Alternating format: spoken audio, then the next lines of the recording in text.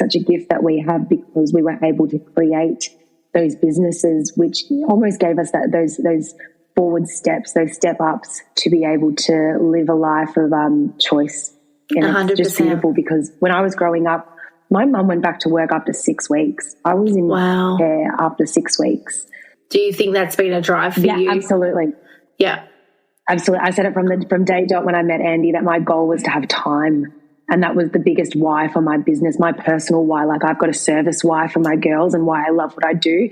But my why for me was to give my family, Andy, me time, because I just craved time with my mum and my dad. Like, I was the kid that was in before school care, after school care, holiday care. Hey, my name is Belinda Carusi and welcome to my show. This podcast was born through my obsession of business, personal development, and my deep desire to living an extraordinary life. I am a small town mama who took used car tires to start my first outdoor boot camp and grew it into a multiple six-figure fitness empire. And now I work from home helping business owners create the business of their dreams. I will take you on an adventure that will open your mind and your heart and truly help you believe in yourself to just do the thing you were born to do. Like I would say in my boot camps, 3, 2, 1, let's go. Welcome to the Belinda Carusi Show. Hello, everybody, and welcome to another episode of the Belinda Carusi Show. So today I thought I would get one of my first true business besties, Jasmine, on. Jasmine is one of the most beautiful, heart-centered people I think I've ever met. She's strong as F. She's a pole dancing queen. She runs the pole studio called the Pole Room. And I am going to say it. I'm going to say it right here. I was the one that inspired you to call it the Pole Room because there's a fun story with that. But she runs the Pole Room. It's a Melbourne-based pole dancing studio chain, I would say. And she just inspires people by moving their body and really connecting and embodying the true essence of themselves, which is what I love. Jasmine is also a mother of one, and it's been really amazing to watch you become a mother, by the way. And just got married to her love of her life, Andy, but also her partner in crime. So these two basically started the business together, and I'm so excited to dive into that as well. But we are just going to be more of a conversation. We've been through a lot side by side together, and I'm really excited. We also haven't spoken for, like, we try and catch up, but with children and business, it gets hard. So this is going to be more of a catch up too. So you're going to get to know our relationship. But Jasmine, thank you so much for coming in and jumping on. Thank you so much for having me, Belle. I'm so excited. You know, I love your guts, and you've been inspiring to me for a very, very long time. And it's just so exciting to see you do a podcast now. So you rock. Finally. I think you've got your podcast started in the mix. I have not. I've started recording eps, but I haven't actually put it together. So again, you're an inspiration because I just haven't quite got my shit together for that yet. It's okay. You have got your shit together in many more ways than I have. I'll actually never forget. And I have just been folding literally this whole morning. I'm not even joking. Like, we Airbnb'd our house. Nice. And because over Christmas, my sister got married and it was Easter, Christmas. And then we thought we'd Airbnb our house out while we go to Melbourne for a couple of weeks. Anyway, I've taken out all of, we put away all our winter clothes, and now we have winter clothes everywhere, trying to like put them together, put them in the op shop, whatever. But I remember coming to your house and I just like, this is what I was thinking about all day, is like how organized you actually are. And I think I remember you showing me something in your wardrobe. You're like, would you like this dress? I was like, oh, okay. And like everything was like color coordinated and so organized. Are you still that organized in your wardrobe? Definitely not. I think that was pre-mum Jasmine. She had a lot more time. Oh my gosh, I love it.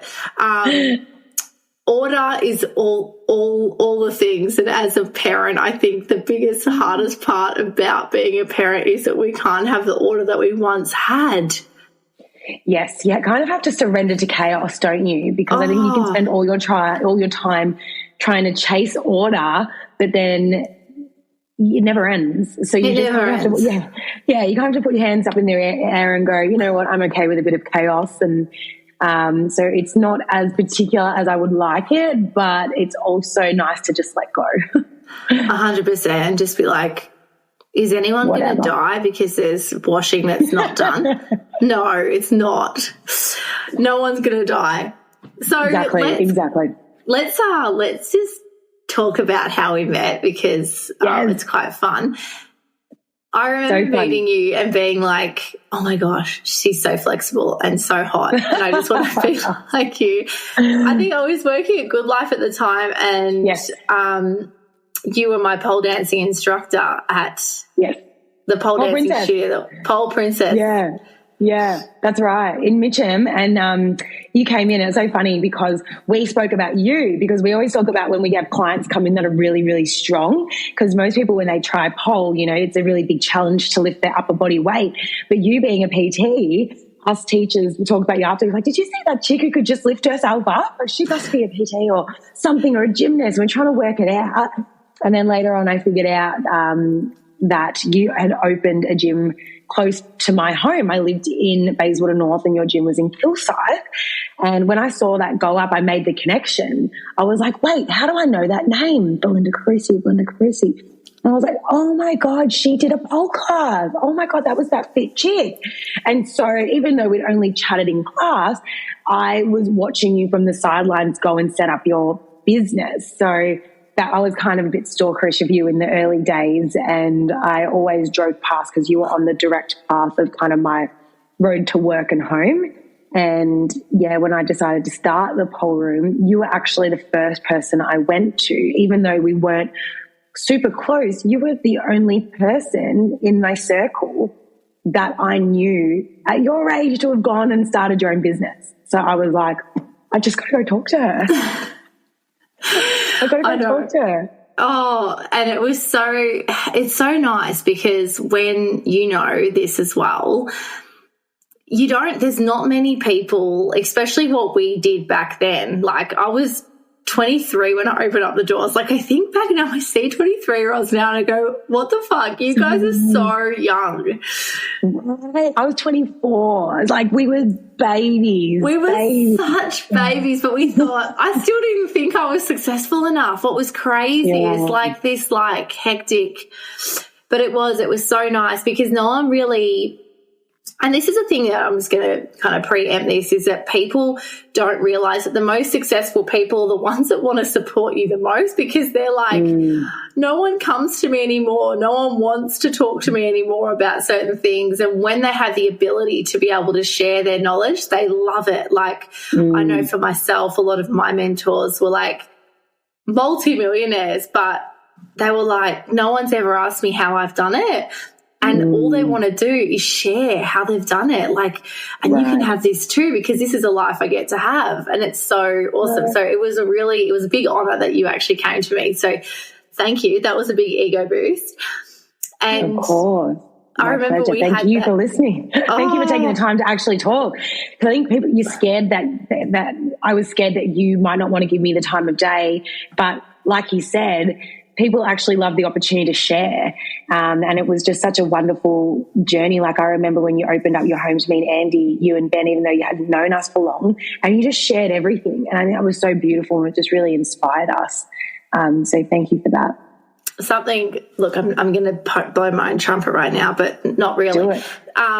One of the things, especially with success, they say, you know, how people, and you've been through this, it's like they say that, you know, money just amplifies who you really are, or, you know, success just amplifies who you are. People that know me know that I'm overly generous, Ben. Every single time people come over, they're like, I'm like, here, have this, have that. And Ben's like, would you stop giving away all of our shit? And I swear I've done that to you. I'm like, just come. You did. You gave me maternity clothes when I came and visited you last when I was pregnant. And I was like, Belle, I'm flying home. And you're like, it doesn't matter. Here's some baby clothes and here's some maternity clothes, which I have to say I still have. And they are gorgeous. Like you gave me the like denim overalls with the baby pouch in there. If you ever have another child, it's going back to you because they are like. Did you wear it? Yeah. Jax grew really quickly. So I only had a few times. He's a big boy.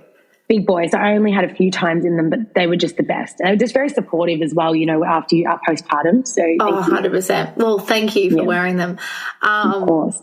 But it's been a ride. It's been so fun. Like, so basically you came to me to open up your studio in my studio. And Correct.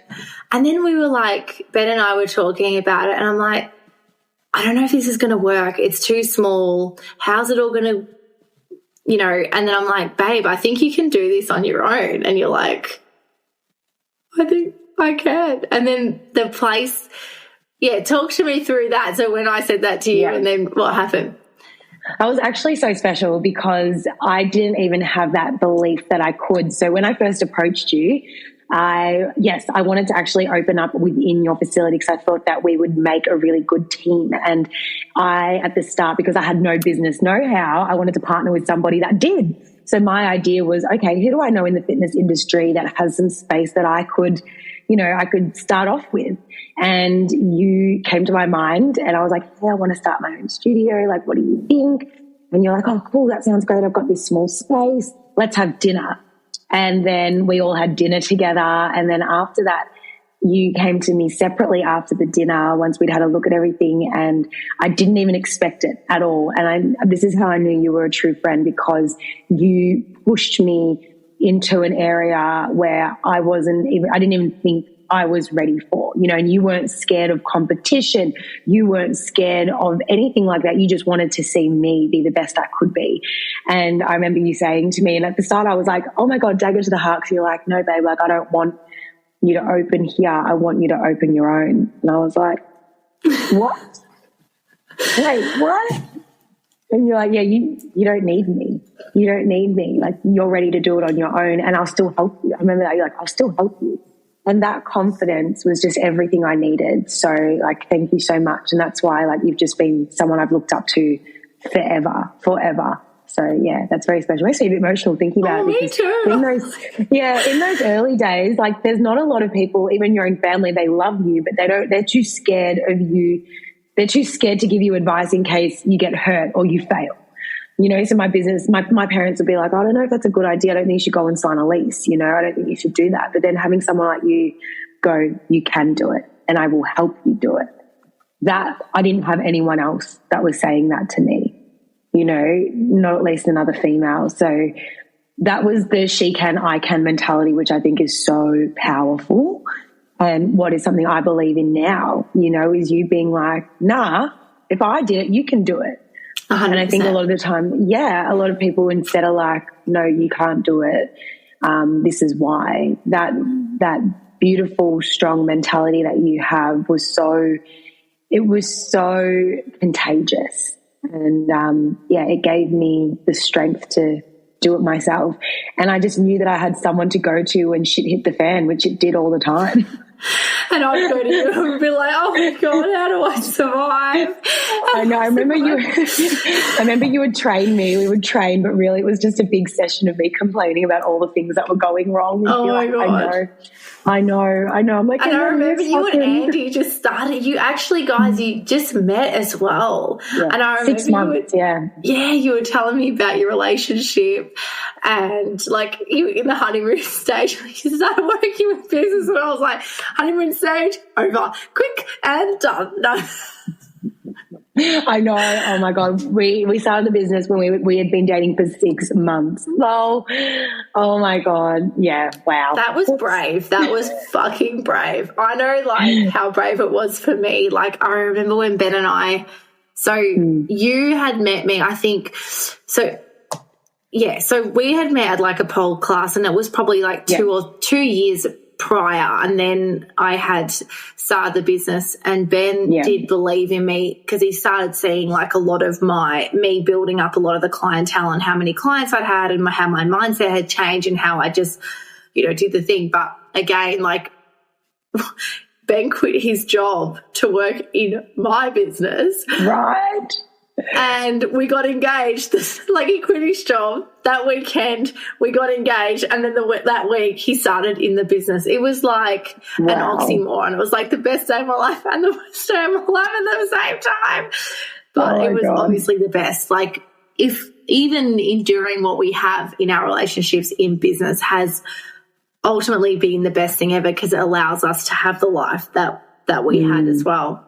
Mm-hmm. Exactly. And you guys are still going now. Ben and I, obviously, we've got different stories. You guys, like, literally were more ballsy than what we were, but we had a few things go down. But you guys just went and took every opportunity. Like, I remember when you came to me and you're like, Pole Princess are wanting to sell, and I think we're going to buy them. And I was like, yes. I was like, if I had this opportunity, you guys have got the same system. It's where you basically started your journey anyway. Why not? Yeah. Yeah. So really, like, that had come full circle. That was the kind of feeling I got. It was too good to pass up. And to be honest, we were not in a position financially to take it on, but we wanted it so bad that we just worked it out, and we worked our asses off to make sure it happened. So what did you, so in saying that, so you went from opening up you went from finding it within you to go, yes.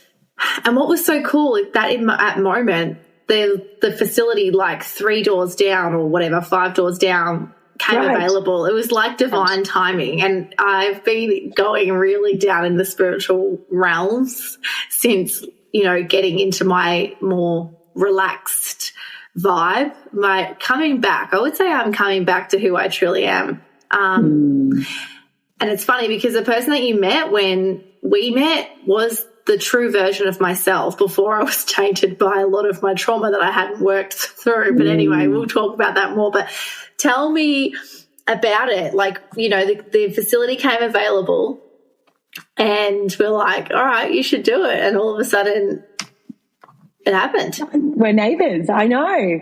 So initially our first year opened in Ringwood. We were opened above a gym in Ringwood. It was a really great opportunity to start off with. Do you remember that? You girls actually came and did a session there. We did a talk and we did a session out there. Yes. Where was it was right near the athletics. Correct. Yes, the athletics track. Oh my gosh, exactly. I forgot about that. But Andy wasn't part of it then. No. He didn't join the business. He assisted me with it, but he didn't quit his job for 6 months. So it was mostly just me. It was actually when we opened next to you in Kilsyth, just 3 factories down, that's when he joined. That's when it was kind of like, okay, shit's getting real. Are we going to take this seriously or not? Either I need to hire a manager or you come in and help me. And he looked at the numbers and, his job was really taxing. He had to travel a lot. And I mean, let's be honest, he just didn't enjoy being told, when to be, where to be and what to wear and, what to do. You work with somebody else. You have to follow someone else's rules. So I think the appeal of working for himself was too great to give up. So he joined then and we became neighbours. So we took over a boxing gym. It used to be a boxing gym. Yeah, it was a boxing gym. I forgot about the Ringwood phase. So, that's exciting. It was the very first. And then when we grew, we basically outgrew that space within 6 months. And then we moved over to Kilsyth and we were next to you. And that's where we kind of stayed for, I'm going to say, for 2 years before we took over Pole Princess. Yeah. So we were there from 2015 to 2017 and it was growing really steadily.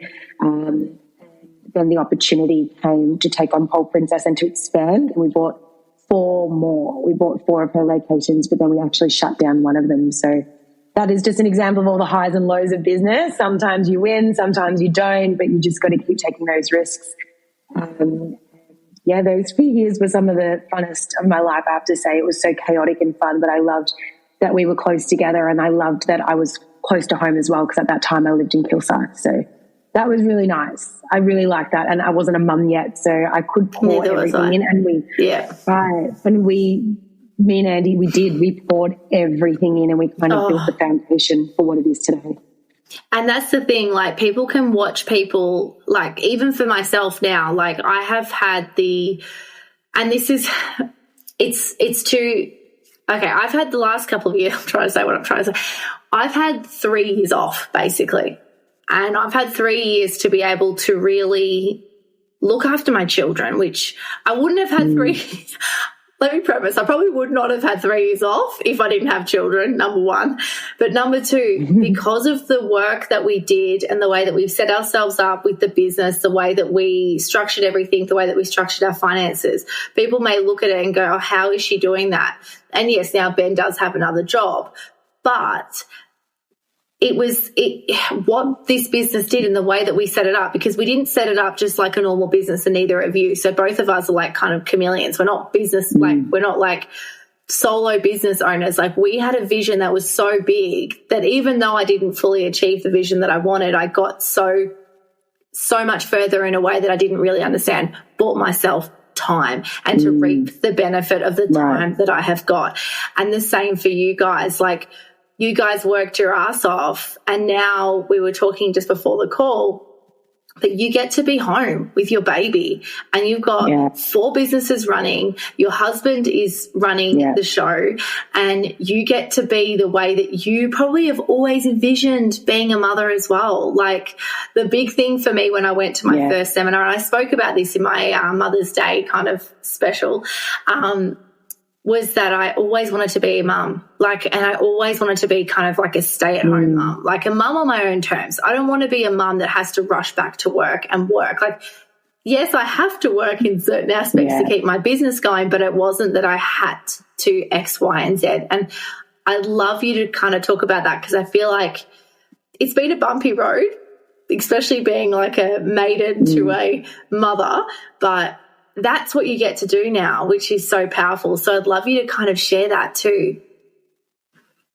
Like, absolutely, I'd love to. How something. You now, and we were just talking about how you get to actually enjoy the fruits of your labor, basically.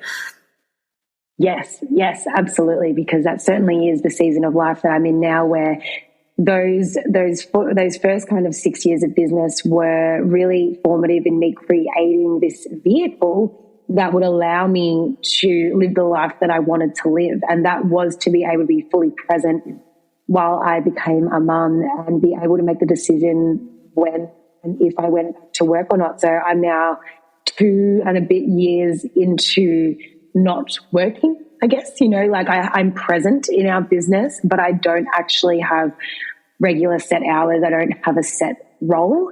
And I essentially don't trade my time for money. And that is the gift of owning your own business and creating something that works for you, that I can be with my child one day, or I can be with my girlfriends, or I can be at home like I am now doing these things, and the income keeps coming in. There's no change because my activities have changed. And as soon as me and Andy, wish to lift our income up, we're limitless. We're able 100%. To do that by, okay, let's run new activities with our students, our clients. What about a new studio? What about this? And so that's been the greatest gift of all, is that being able to have choice about 100%. How I live my life as a mother. And I think that's so special, because pretty much all of the mums now, I'm just thinking in my mums groups, are either back at work or they've had their second child and they're on that mat leave again, but then they're counting down the days where they do have to go back to work.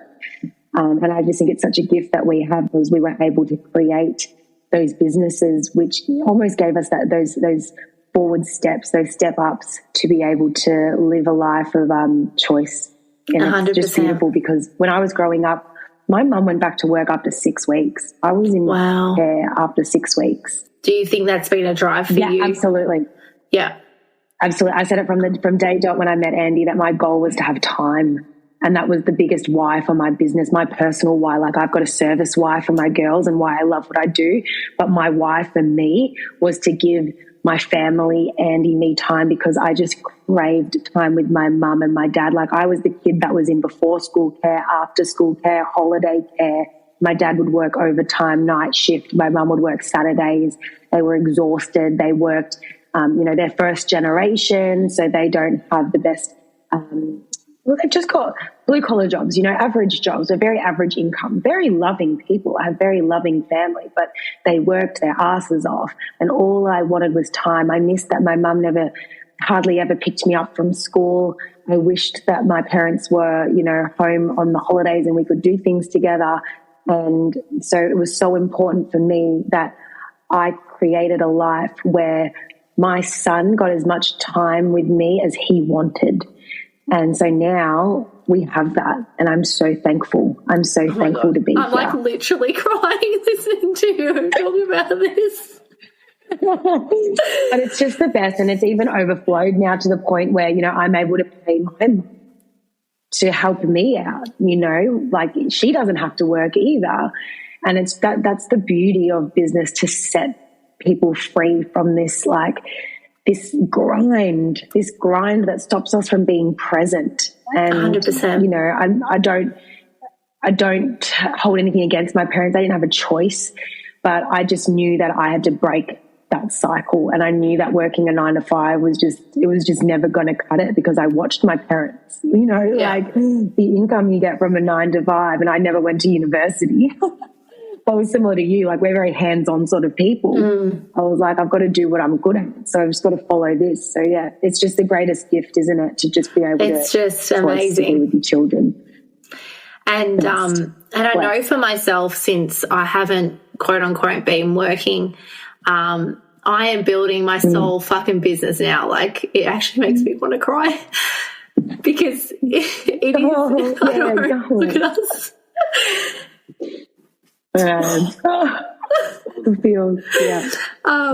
You are exactly where you should be, and it's so beautiful to watch. It's so beautiful. Because what a journey it's been for you, my God.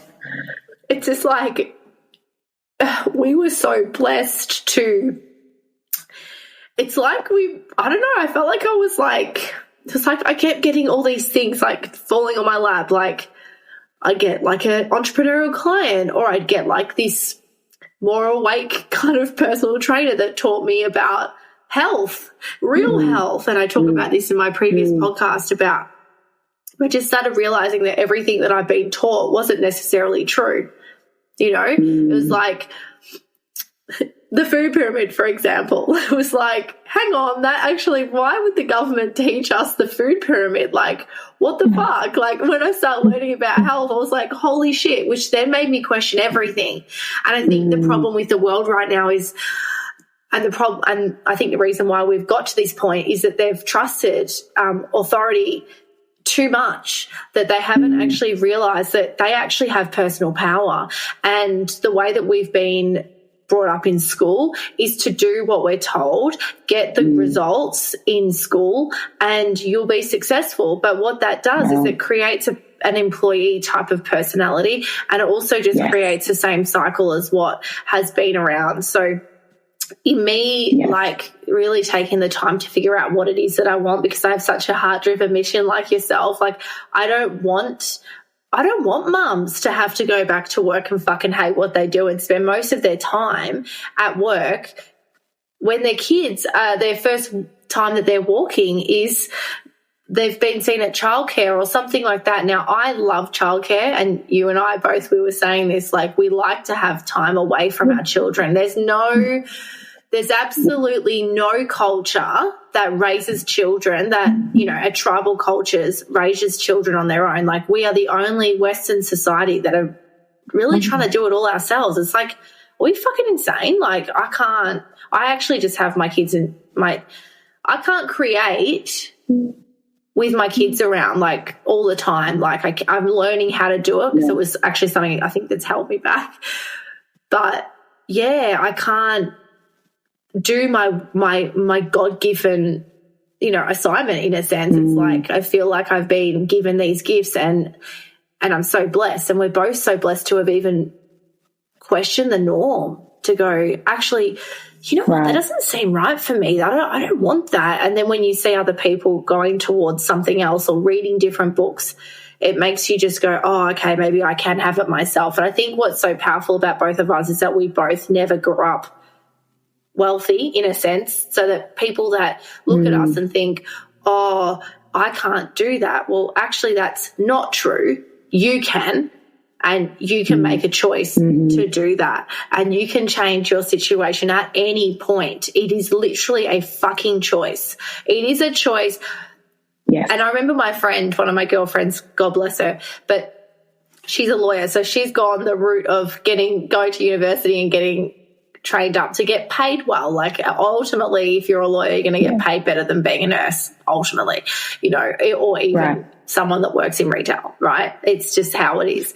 So when I was learning about this entrepreneurial kind of venture, I was telling her that, like, nah, you know, your friend that's a hairdresser could end up earning more than you. And she's like, there's no way. And I'm like, yeah, there is. There's a fucking way. She could have an amazing name, build herself up a brand, and then have her method on how she does things, and then train her staff and open up 50 fucking hairdressing salons, and she will be earning shitloads more than you. So just because someone is trained in a basic skill doesn't mean that they can't earn more or they can't progress in their life. Like one of my girlfriend's dad. 100%. Oh, and one of my girlfriend's dad used to be a freaking car washer. Like, that was how he started his career. Now he owns like 100 dealerships of car dealerships. I mean, wow. Yeah. And I think hello, pole dancer over here. I know, hello, pole dancer. So, you didn't start as a stripper, did you? Not me, actually. No, not you, but there's a lot of others. Clubs. Yeah, we do have quite a few girls that are dancers in the clubs. Myself, no, I don't think I had quite the confidence to do that. So I came from the route of fitness. I've done dancing as a child. I'd always done kind of jazz, hip hop, but nothing serious, you know, just for fun. So dancing always just felt good to me. And I think that's why pole was my perfect mix, because I wanted to work out in a way that didn't feel like a workout. And to me, that was in any way I was dancing. Yeah, when I was dancing, for me, it just felt fun. It was my meditation, you know, it was the way I got out of my head and into my body. And I think that's why I did it for so long, and I was able to see the success of it because I genuinely loved doing it myself. Like, I never had to fake sell because it was just me being completely and utterly honest all the time. And you're a pole dancing champion too. Never won any awards, but I have competed nationally many times. So worked my way up to that level, which took many, many years. And now it's certainly not the same, but you know, my body's different. My body does other wonderful things, like births a child. But yes, for many years. So births, breastfeeds, all those things. Like, it's just wild, isn't it? That's definitely my body's greatest achievement to this day, is growing and birthing and feeding my child. But for many years before that, it was training. And I didn't have a life, you know, and that's the sacrifice. Like, I didn't have a social life. It was pole, and that was it for many, many years. And I think many other athletes are the same. And it was fantastic because it taught me dedication and commitment, and it showed me what I could achieve with a narrow vision. But that chapter is now over and I'm okay with that. Yeah. I mean, because there's so much in that, like so much that you learn, but then you also learn that there is so much more to life than just our tiny little thing that we want to achieve. Yeah. How has that broadened your view since you've like walked away from it? Like, especially becoming a mother, like what do you feel now towards it? That's such a great question. So at the start I really struggled because body image wise, as someone that was a very active athlete, and, you know, becoming a mum, your body changes a lot. Your body is never the same. You know, you've grown and birthed a human, and it's changed in wonderful ways, but it has changed. And so I learnt to love the body I have, and now I really want to be gentle with my body. I don't want to force my body to do things that don't feel good, you know, because as an athlete, essentially I was competing for external validation because you want somebody else to critique you and say that you win and you were the best and your tricks were the best. And now all I want is internal validation. Is that I had to learn really that internal validation was the most important thing. And it's actually like a really freeing feeling. It was like this big weight off my shoulders, because I would feel guilty for not, you know, doing that workout or not being this flexy. But now I'm like, that's okay, because I'm okay with it. I'm okay with it. It's really important that I am okay with it, because I've got Jax watching me. So I still move my body a lot. I still exercise, but my relationship to exercise is very different now. I exercise to nurture myself rather than to achieve something, or I exercise to feel good rather than to look a certain way. Whereas before I was exercising to achieve. And I don't think that's bad, but it's just not where I am now. And it feels good to release that, because it was a lot of pressure. 100%. I feel that too. Yeah. You feel it too, right? And you also, when you've got staff, you want to be the fittest because you want them to look up to you. Yeah. But now I'm like, I realize I don't have anything to prove, because I've done that. I've achieved that. And now I can sit back and just pass on knowledge and know that it's okay to be in this season of my life. But it was really hard actually for me to close that door, because I felt like I had to be that person forever. Yeah. It's so interesting, because it's actually taken me a couple of years now to actually like to be okay with just training for myself and feeling there was a point where I had a lot of trauma in my body. I didn't realize how bad it was. Like, I didn't actually realize that I had trauma in my body until every single time I'd exercise, I'd be avoiding pain. I'd be like, I can't do it. It's too hard. I can't. Like, I just can't. And then once I started just kind of clearing a lot of the shit that I was holding on to, I feel like I can exercise again. I don't have to do 50 chin-ups on the chin-up bar or deadlift 100 kilos, but it gets to be fun. It gets to be fun again, and it gets to be the way that I want to be. Like, I don't want to do hardcore exercise. I want to go to the gym and just do weights. That's okay, you know.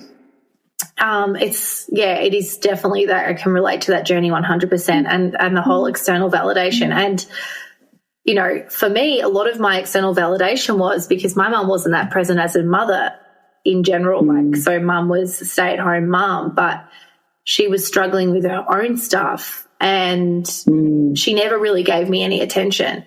She did. She gave me attention, but it wasn't. So I felt like I went external, you know, because I was an athlete too, and I was like, I need to be good at this, I need to be good at that, so I get attention, because I don't get attention unless I really prove myself to get attention. And it sounds like it's similar to you too, because your mum was working. It's like, hey, I'm here.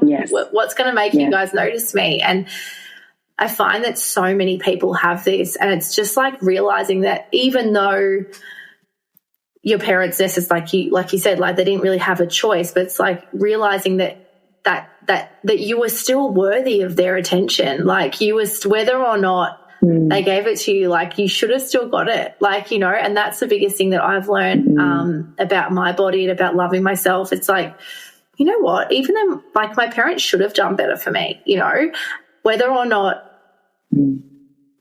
it realistically makes sense for the situations they were in. It's actually just realizing that, no, I deserve such greatness, and I deserve such love, that no matter what happened. And then once that lands, you realize there's nothing to prove anymore, because you always deserve love. Yeah.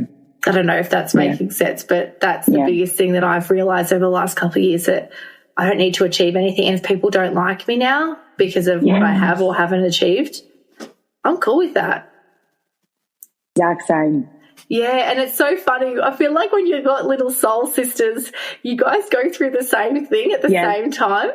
I love it. I feel like I follow your footsteps, just a few steps behind you, because everything you're saying, I'm like, yeah, this is exactly where I'm at. Yes, like you feel, I think when you become a mum, there is such a huge shift, not just physically, emotionally, spiritually, mentally, everything. You're just on a new level. You're on a new level, and you're able to separate yourself from what people think of you versus what you know is right. Because if you don't, it's just going to tear you down. It's going to tear you down, because there's only so much you can give. If you're giving all your time and attention to what your clients think of you, what your old workers think of you, or your current employees, what Instagram, what whoever's on there think of you, what energy is left for your family? What energy is left for you? Mm-hmm. There's nothing left. And I really struggled in the first kind of 6 to 12 months of motherhood, because I was holding on to the old me. I was like, I got to get back there. People are looking at me. I've got to be this person. I've got to be this person. And it was so exhausting. And honestly, like, I felt like a shell of myself. And I was like, I'm a bad mum because I don't want to be with my son. And I'm also a bad person. And then I was like, wait a second. What's more important here? What's more important here? I realized that I didn't need any of that validation from any of those people anymore. I could say, you know what, I am worthy right now. I have nothing to prove. That was the best. That was my strongest mantra while I was transitioning from, into motherhood. I have nothing to prove. You don't. You just have to be. You just have to be. And I think as an entrepreneur, as an athlete, similar to you, you constantly feel like you have to prove. You constantly have to achieve. And I felt like even as a mum, I had to be constantly achieving. It's like, oh my gosh, I'm just at home, but okay, I need to organize this thing for the business. And I need to, oh my gosh, Andy, we need to renovate our house, and we need to buy an investment property, and we need to sell another franchise, because if I'm not doing that, I'm not worthy. I'm just a mum. I'm like, wait, what? And then as I grew and matured and became more connected with my spiritual side, which I know you have been so connected as well, it's so beautiful, I realized that was just the biggest lie that I'd been holding on to for so long. And I had nothing to prove, and I was so totally worthy. And so now I'm just in this beautiful point in my life where I don't have to hustle. I can relax my nervous system, because I've spent over a decade in the hustle, and with my nervous system honestly always in fight or flight. 100%. Always. Always. And people still live like that. There's another way. Yeah, there is. You don't have to be that way. You don't have to do those crazy hours. And our little ones co-regulate from us, because they don't have the frontal cortex to regulate themselves. So if we are constantly stressed and anxious, they are going to be stressed and anxious, even though they might not show it the same way, And so I wanted to make a concerted effort to make sure that I had a calm nervous system, even though there are times where I go wild. Trust me, this morning Jax was just like, didn't want anything, wants everything but nothing. And my nervous system was certainly not calm then, but most of the time I'm calm. So you seem calm. Became the most important thing to me. Your voice level has gone down in speed. Yeah, I used to be so, I used to live like my life like here. Me too. And now I feel like I've just dropped into here now.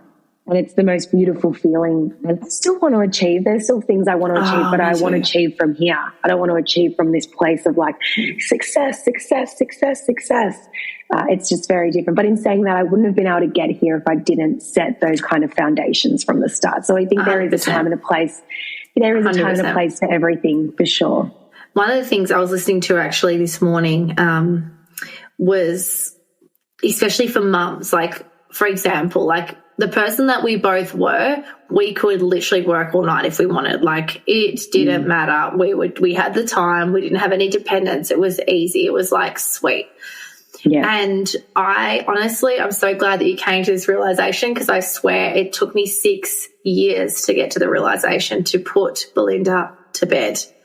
Put the old Belinda to bed. She's different. She's never going to be the same. Not only am I a mother, I've been through severe health issues. So I'm like, mate, when will I ever put myself first? If if you get sick and you still can't even do it, I mean, what the fuck? Like, but one of the things that I've learnt is that you will have everything that you want. It just doesn't always happen just right away, and I think when you used to have without children, you can go hard, but now it's like, oh, well, I will achieve my goals. So I've got big goals for what I want to achieve now, but it's like it may take slower to get going, and I've got to be okay with that.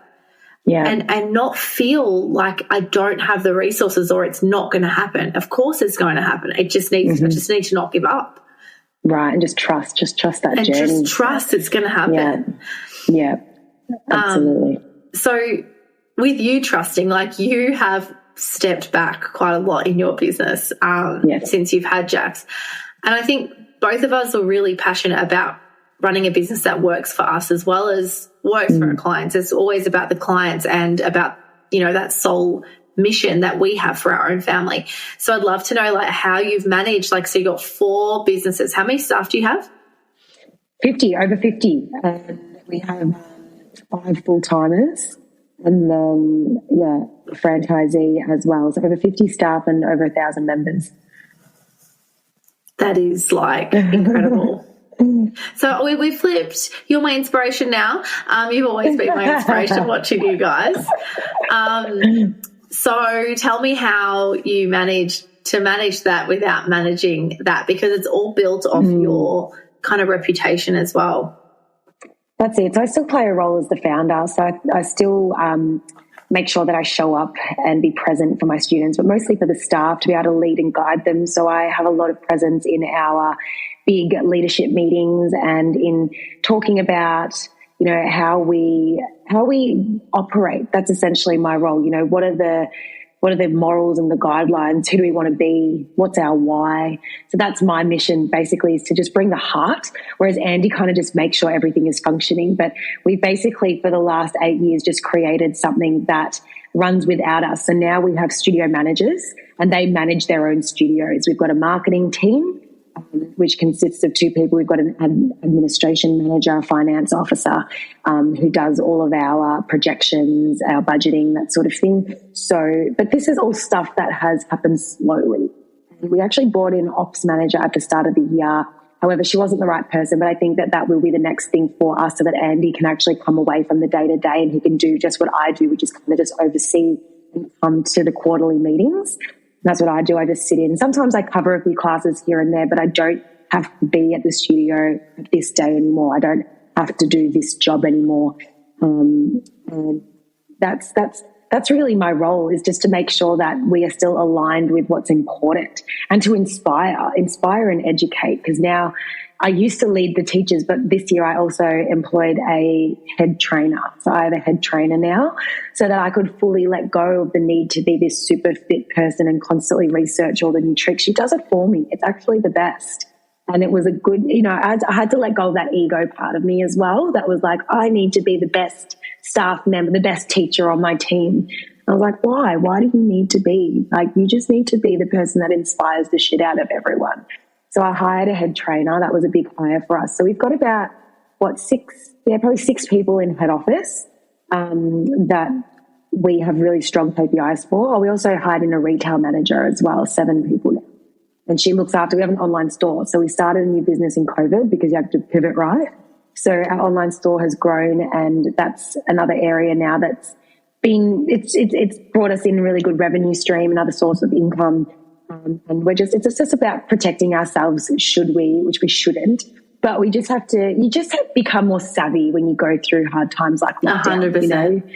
Yeah. So we've got our online business as well now. So I guess the key here was just to build it up and then replace yourself. And me and Andy just constantly replaced ourselves, First replaced myself as a teacher, then replaced myself as a studio manager, then replaced myself as a head instructor. And Andy used to do the marketing. Now he doesn't do the marketing. He used to do the online store. Now he doesn't do the online store. And he used to do the finances. Now he doesn't do the finances. So that was he just does the operations now, and that will be the next thing. So as we would hit those kind of cash flow targets, and we always have had mentors, and I know you're a big fan of it, we've always been mentored. And I think that is the key to success, is to always have someone smarter than you leading you, or always 100%. Always being humble enough to know that you could be better and that someone knows better than you. So when we hit targets, we would just hire in the next person, and it would just free us up. And it hasn't always been up. It kind of goes like this. Like I said, we've hired in people and fired them, and then we bought studios and then, you know, gotten rid of them. And then in COVID, we lost 50% of our business. 50%. We had to build up 50%. But we did. You guys have done so well. I mean, I was like, I'm fucking out. I'm living in another state. I wanted out, I promise. I know. Everyone was wanting out. I was like, I've only got one. I've had this opportunity. I'm taking it. And I've just gone into a full fucking, and you've just gone, oh, and I love it. I love watching you guys, like, and now that you get to do this, you get to just be.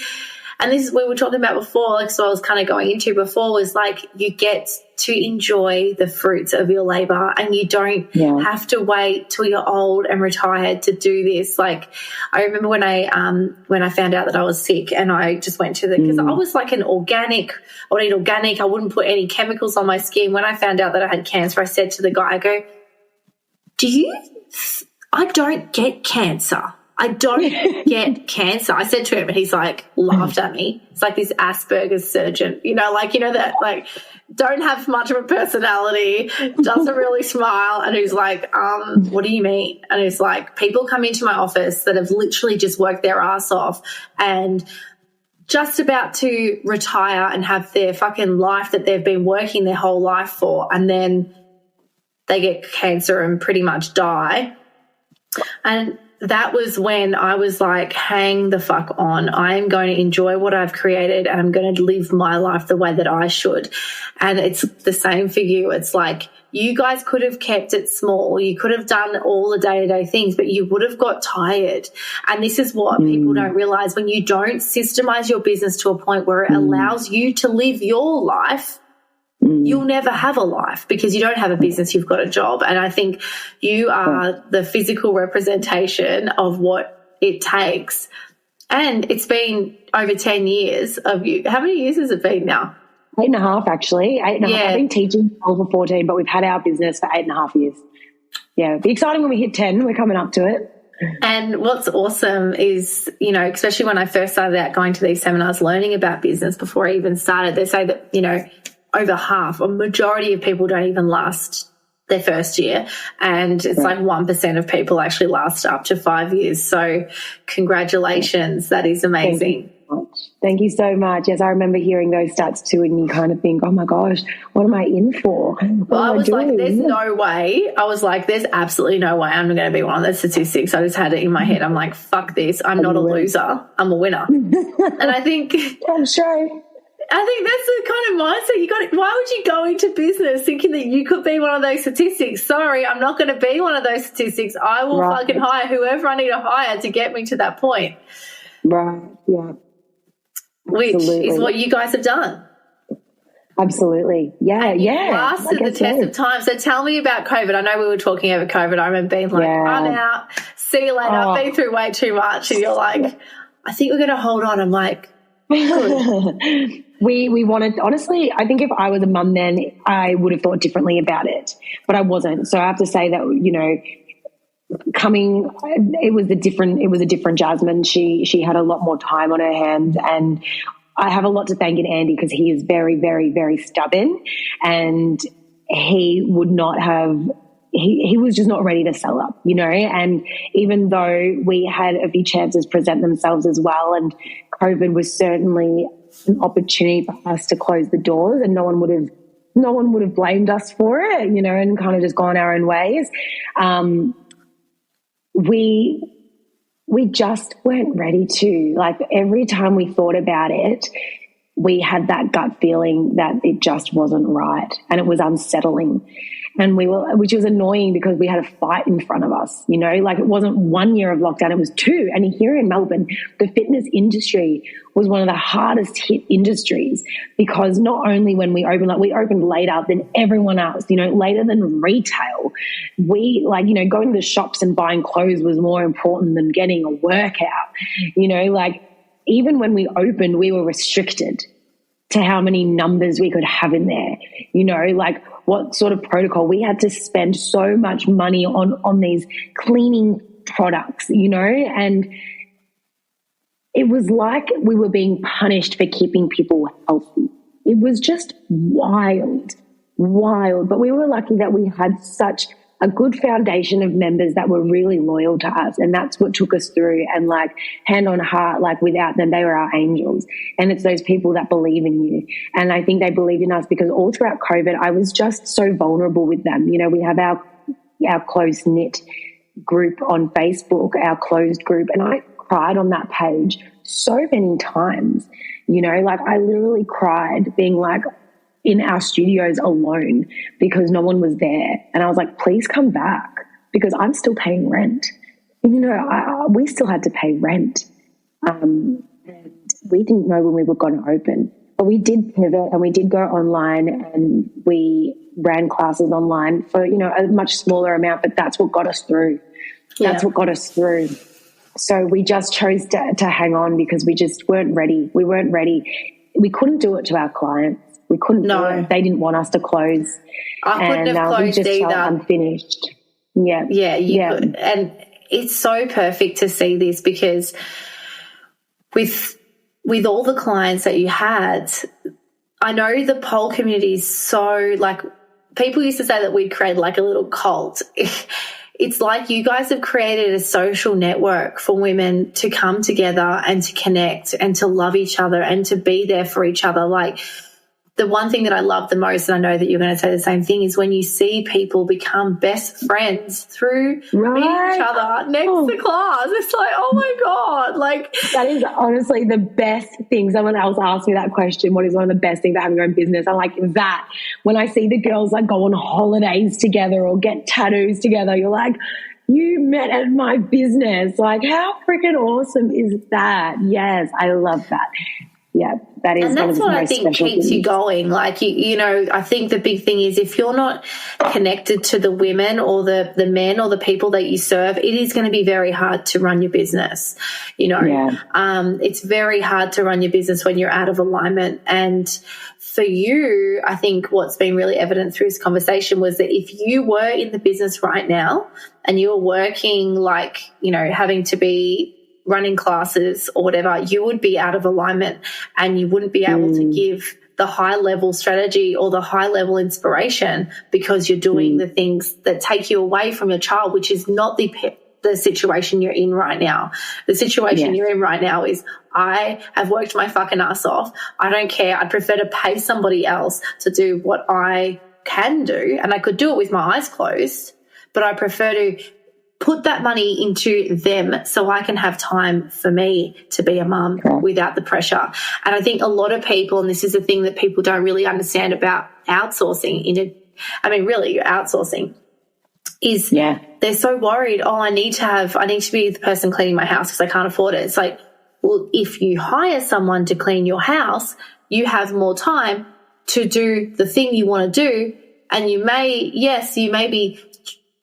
be a tight squeeze, but you get time to work on your business, which means you're going to be freer in your life. And it was something we were talking about too, because obviously people are, you know, things are getting tighter and, you know, fitness generally, things that you feel like a bit of a luxury go to the wayside. But like we were saying, it's like, what's the cost of your health and your tribe and, you know, all of those things as well? Because that's something that you guys now need to consider as well, that people may be stopping. So how do you stop your clients from wanting to stop, knowing that they shouldn't, in a sense?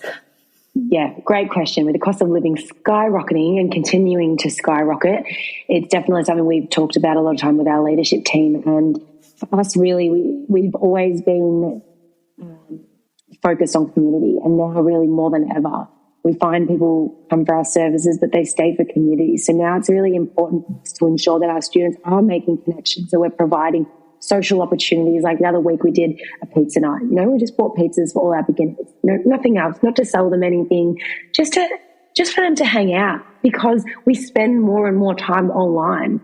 You know, we're in the age of iPhones and iPads. How often do you just get the chance to sit and have conversations with each other?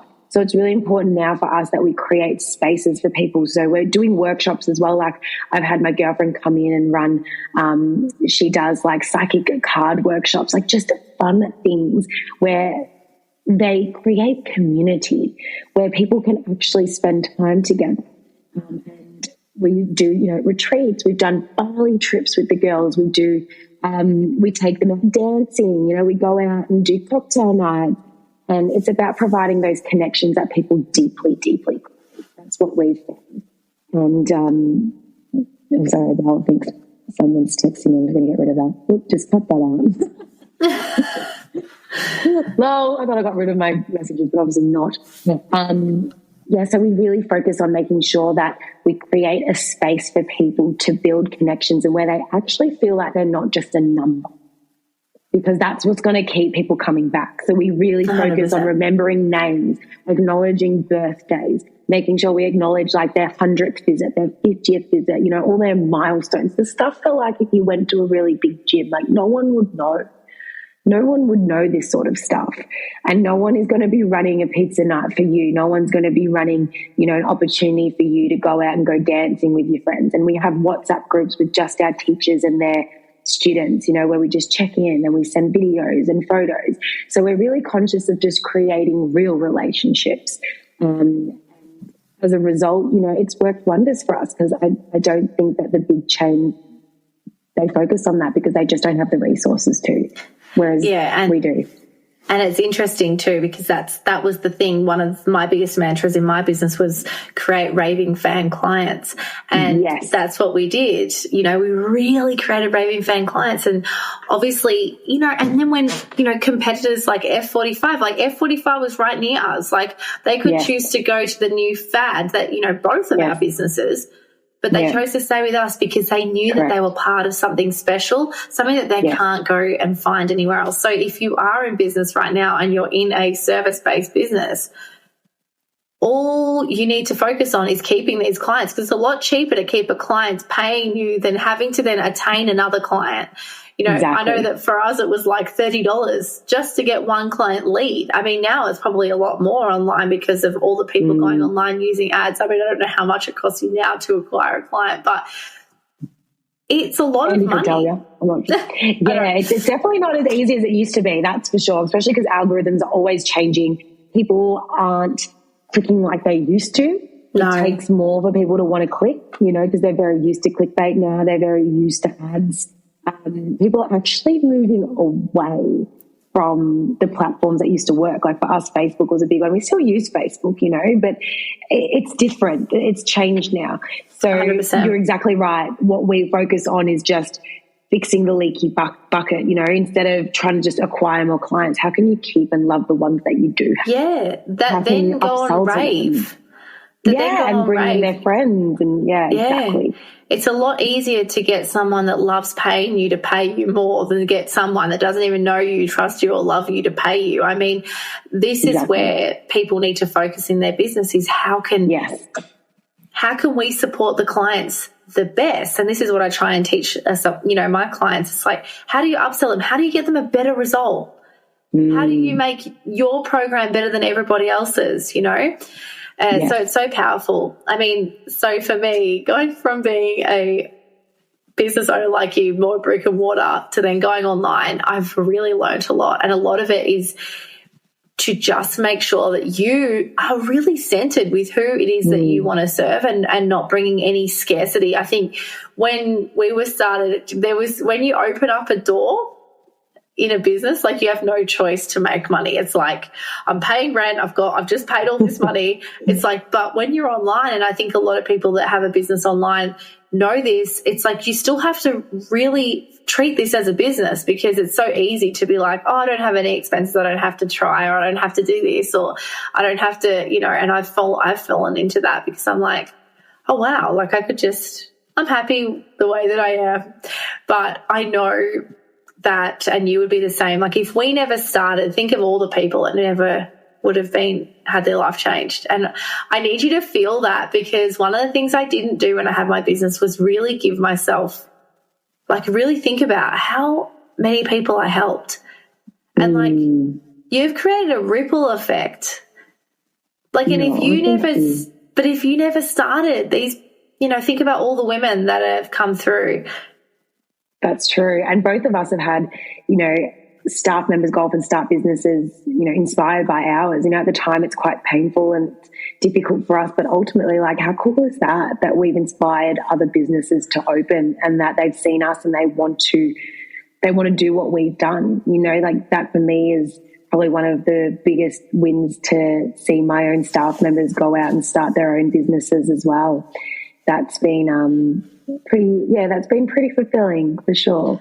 It's so amazing, and I think that's where I'm heading. So one of the things, like I was kind of saying, and I kind of got a bit bluff, but I've seen so many mums, and you would see it as well, like you need, number one, as high level thinkers, I think that's what we are. Like the only reason why we were able to create a business that gives us the freedom that we have now is because we think differently. And I've been explaining to this, my next podcast, which will be out before our podcast is out, talks about the mindset of an entrepreneur. And the mindset of an entrepreneur is, the ultimate crux of it is to be a problem solver, and to be a very good one. And not only are you a problem solver in your business, but you're a problem solver in your own life. Like, how do I, and this is what you were like thinking when you were a mum, how do I be a mum and be there with my child and be a mother that I've always wanted to be? Right. And because you asked that question, you got the answers. And ultimately, what I'm going to be birthing now is to help mothers, to help women, to help anyone that feels that there's something in them that needs to be birthed. And my job now is to pull that out of them, because if I was able to help you, and now you've got like a multi-million-dollar business, you're by yourself, like, and that's taken me a long time to figure it out. It's taken me a long time, but I'm like, okay, this is what I'm here to do. I'm just here to help someone move from non-belief to belief to systems to out. And that may be my only part of their journey, and that's cool. But it's a beautiful analogy though, Belle, to help people birth what's in their heart. I think that's really beautiful, and I think that's definitely what you're gifted at. Oh, no, it's been a lot. It's been hard. It's been, but you have seen, like, we don't, it would break your heart being able to live the life that you have, and then seeing mothers being like, they have to just run off, their kid's sick, then they lose income. Right. That's right. That does hurt me, you know, where it's like, well, I have to put my child in childcare because that costs less, and going to work gives me more. So I have to do that. And, you know, basically what you're saying is that I have to not spend time with my child. I have to be away from my child. And, you know, for me, you know, we're mammals. If you look at the animal kingdom, like, mammals attach themselves to their children for a long, long time. Chimpanzees, apes, and over 5 years plus. And it's, for me, it just feels completely abnormal to have to separate myself from Jax unwillingly, you know, and it breaks my heart hearing that mums have to literally make a decision like that, you know, that, well, I need to make money, so I have to separate from my child. And, you know, you see it in the child, because the child wants to be with the mum, especially in those younger years, you know, it's those younger mums especially, it's hard. I mean, it's because I went through it. You know, everyone's experiences are different, but being someone who was separated from my mum from 6 weeks old, I definitely think it had an effect on me. It had an effect on her too, most definitely. So what would you say to mums that are in the position that you're talking about? What would you say to them if they've got something in them? Like, you know, obviously we're not talking to the woman that doesn't want that. Otherwise, I wouldn't even be listening to this podcast.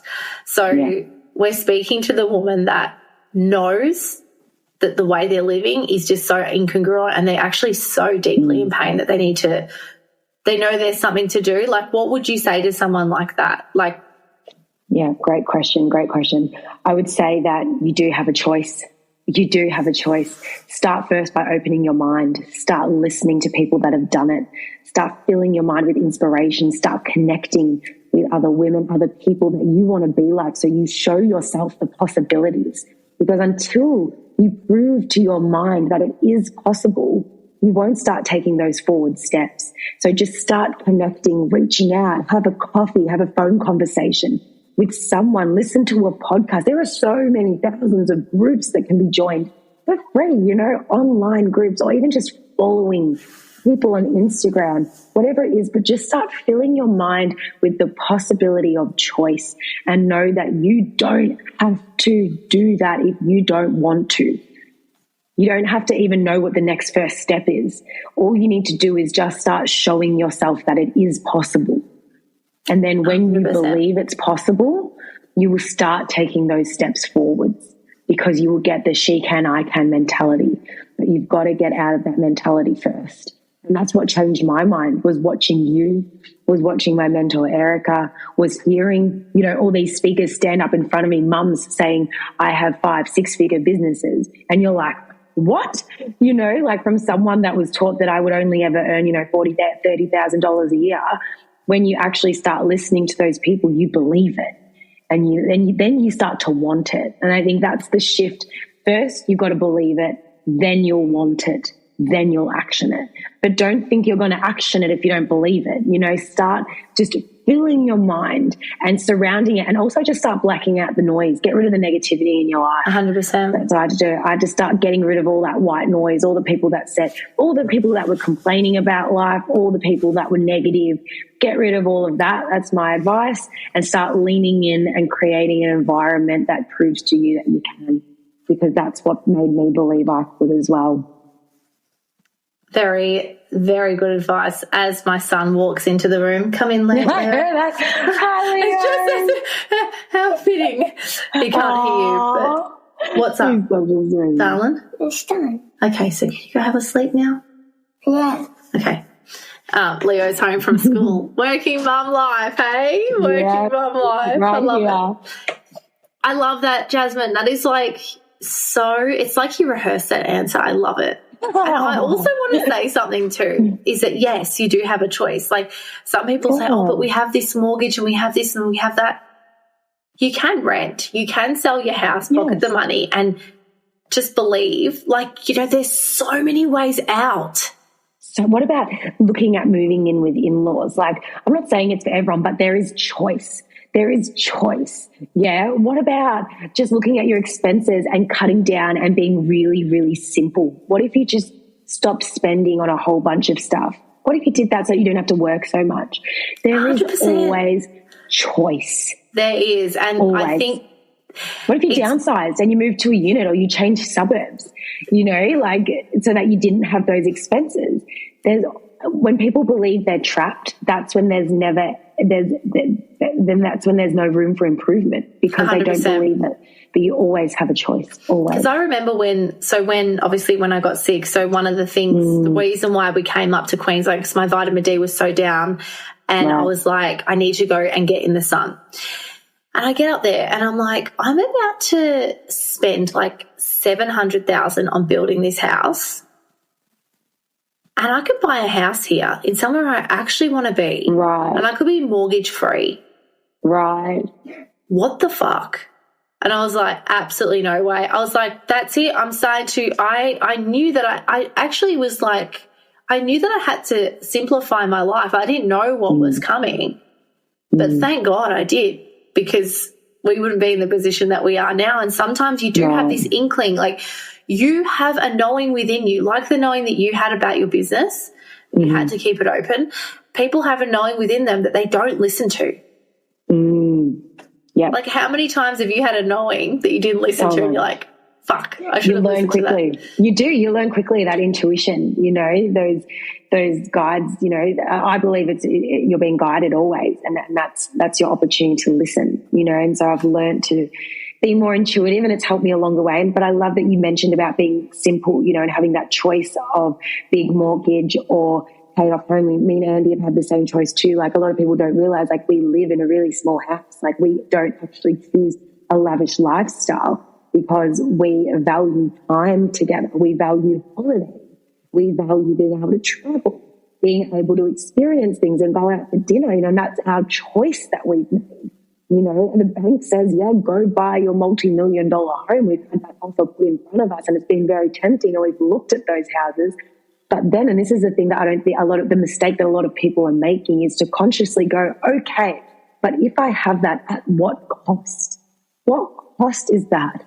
To my sanity, to my sleep, to my family, to my husband, my wife, my children? What's the cost of that?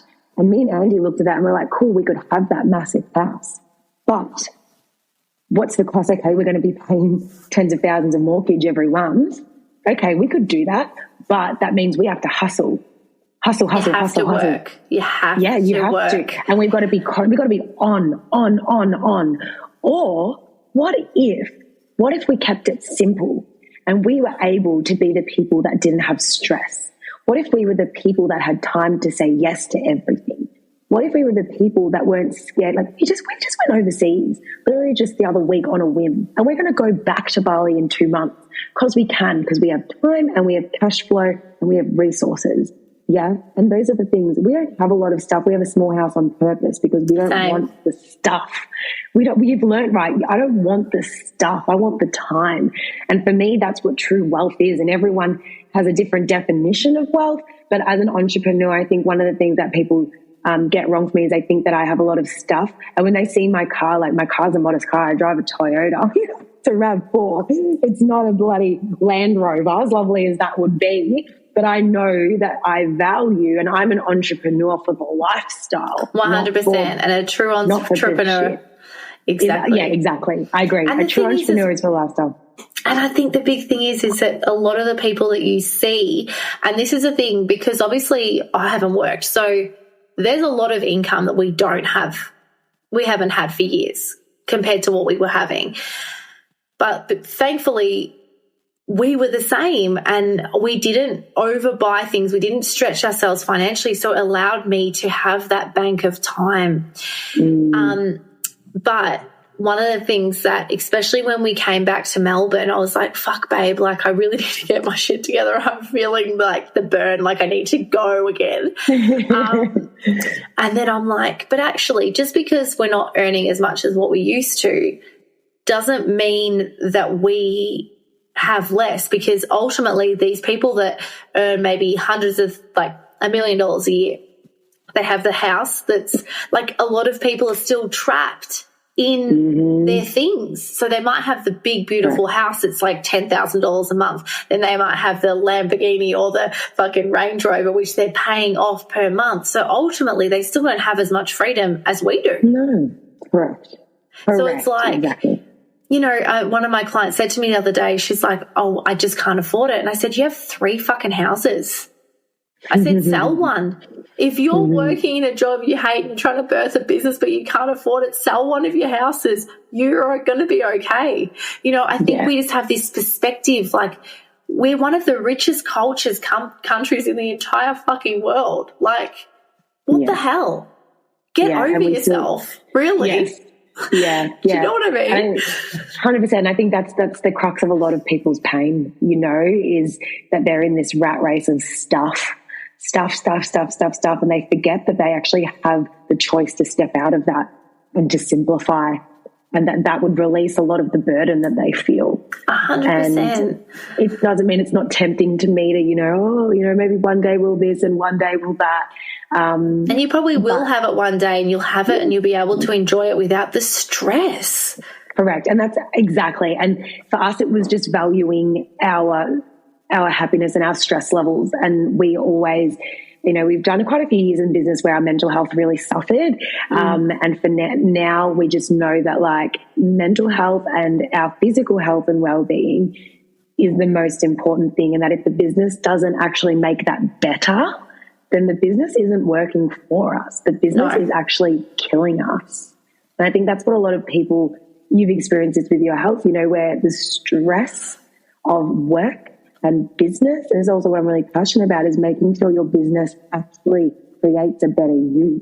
Not just a better client, but does it create a better you? Are you healthier, happier, more free, you know, to do what you want? Because if not, then get rid of your business and do something else or fix it. You know, 100%. Because what's the point? What's the point? But we've all learned this the hard way, already, me and Andy, anyways. But I just think, yeah, you always have choice. To any mums that listen or any entrepreneurs that feel stuck, you always have choice. And I think a lot of the time the choice comes from letting go of the shit you think will make you happy. 100%. And also to let go of the fear and scarcity. Like, I was actually really just thinking about it today. I was like, I have scarcity even just about time. I'm like, oh my gosh, I don't have the time to do X, Y, and Z. And it's like, even bringing that scarcity in, like, it's not serving anyone. Right. There's unlimited money. There's unlimited time. Yes. As in, you want to be present in the time that you have, but don't stress about what you're not going to have time to do. Yes. Just do the thing that feels like the right thing to do, and then you'll feel better. Yes. And that if you trust that you're going to be successful and your life is going to work out exactly the way that you want, because ultimately God, the universe, doesn't want you to suffer. That's not the, they want you, he wants you, she wants you, whatever you want to call it, wants you to have everything that you desire. Yes, I absolutely agree with that. And I think when you let go of that scarcity mindset, you become completely and utterly, like you attract it all in, and then there's overflow, you know, because you let the barrier down, you know, and that's when you do, you realize exactly that you're limitless, potentialist. If you just let go of like the what if there's not enough, but there is so much, there's more than enough. There always will be. There always will be. And especially, and that's the beauty of entrepreneurhood as well, is that I think it is that scarcity mindset that stops people from stepping away from their jobs. But if you change your mindset and actually change the way you thought about money and about opportunity, then you wouldn't be scared to step away because you would have faith. Yeah, and I was speaking to a client, literally, she's like, she was telling me, because she was a client from the gym and now she's starting her own thing. And if it wasn't for me actually starting my business, she would have never had fun exercising, which never gave her that glimpse that maybe I could do this, maybe I could help this person. Like my friends have this much fun exercising, which then led her into wanting to become a personal trainer, which then led her into wanting to start her own thing. Amazing. But it's that you don't know how many people you are going to impact. Like, it's wild. Yeah. And you've now, you have 1,000 students. You've probably impacted over 20,000 people. Yeah, and my gift to you is to see, like, sometimes when we're in it, we don't get to actually feel how incredible that actually is, and give ourselves a fucking pat on the back. Like, the biggest, like, you have done what majority, and to be consciously running this business, and what makes me cry again, but to be consciously running this business is a gift for so many people. Like, not only your son, which kids, especially when you're a conscious parent like you think about the repercussion of your child and how they are watching every moment, and he's going to be so proud of you, and you have literally changed everything. You've changed it. Like, you're doing it. You're doing the deep work. Like, generations are changed because of you. Oh, Belle, that's so beautiful. Thank you. It's so true. Like, oh my God. So happy. Almost like, oh God, here we go. Water works.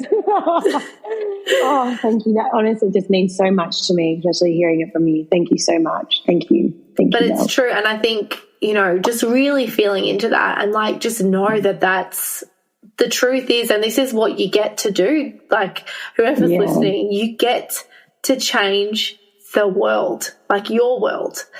Yeah. You know, I'm about to go to Italy Ben and I are going, and I'm like, I'm going to see where my parents came from. Like, I'm going to see where all of this stuff came from. Oh, that's so exciting. Kid-free? Oh, kid-free. Heck yes. But again, it's like, why not? Yeah, exactly. It's like we could build a pool, or we could go to Italy, connect as a couple, really spend time together, and then eventually we can get a pool. But I need that time, you know. I need that time with him. But yeah, anyway, I just wanted to say that I love you so much, and I really appreciate it. I bet you so many girls. I don't know why I've let my guard down now. I've let my guard down. I'm waterworks 24/7. Yeah, don't worry, me too. I don't think a day goes by without me crying, so don't worry. Oh my God, I love it. But yeah, I think, so how do people get in contact with you? Because you've been doing some life coaching. I don't know, are you still doing that as well as part of your business, or you've taken a step back, or where are you at with that?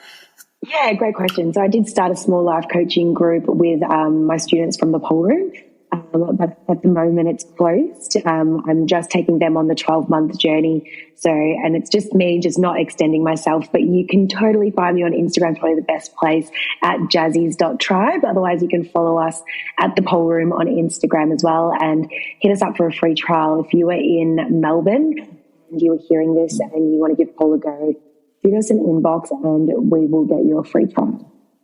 Awesome. I'm gonna jump in. I'm coming down to Melbourne in school holidays.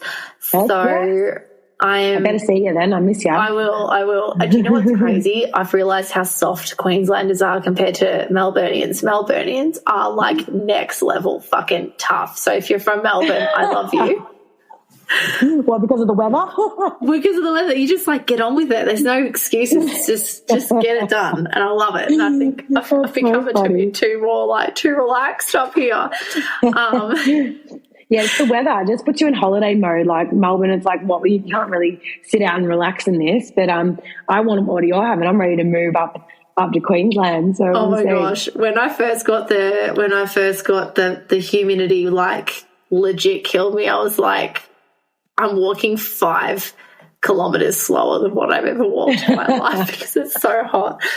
But yeah, I appreciate you so much. Is there any last little bit of wisdom you want to? We could do a whole nother episode because I want to ask you about you and Andy, but we're not going to do that now. What's some last little bit of inspo that you can give the girls?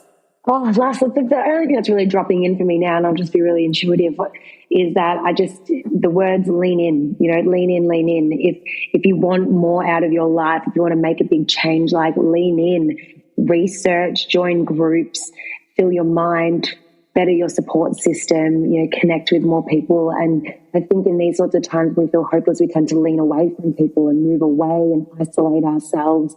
But what you actually need in those times is more people, more connections, more inspiration, and that you are responsible for your own inspiration. That was something that I learned along the way, that as an entrepreneur, a lot of people say to me, oh, but you've got heaps of inspiration and motivation. And I'd be like, bitch, I give that to myself. Like, I create my own motivation. Yeah, I've just built really good momentum, So if anyone is lacking motivation and inspiration, remember that you are the only person that's going to give it. So go find it.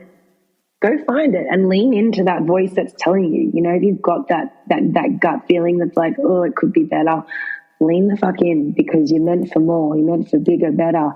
And I never would have thought that I'd be here. I would have laughed if someone told me that this is where I would be. But you know what? Here we are. Look at you. Oh my God. I just want to say that, I was like, you can create a life. You can be financially free. You can have all the time you want. You can live a soul-centered life. You can break patterns. You don't have to be the most educated, smarted teenager. I'm improving to it. You don't need to be tech I know, I missed that laugh, Jasmine. Please, where is she? Oh my God, there she is, the snort. But yeah, you can be all those things. You can have it all. You can have it all. You can all We're all for it. This is what this podcast is all about, is fucking calling it all in and living and feeling it every moment and being amazing, which is why I started this podcast in general. I'm like, I need to do this just for my soul. And, you know, I just have the conversations. I just love just chatting with you. It's so nice. I know. I love you so much. So I'll let you go. I'm going to finish off my folding. Do some washing. Yeah. Good. I have so much washing to do. Mum. Good times. You should definitely have someone in there paying them to fold your washing. I've got a cleaner, but you know what? I think now it's got to up her hours and get her doing that too. I think you should. Yeah. This is what we're entrepreneurs for. To do. Right. What doing? Do you know what though? I don't like cleaning, but I actually don't mind doing the laundry. Like there's something, I mean, it's not that hard, you know, in the fucking washing machine, in the dryer. I just find it really satisfying. I find it very satisfying when it's not needing to be done. It's just such a nice feeling. But all right, I'll let you go. Thank you so much. Have an amazing day. And guys, I hope you just lap Jasmine up. She is very, very, very humble. You are the most beautiful. I'm so grateful to call you my friend, and I can't wait to see you soon. And thank you all for listening.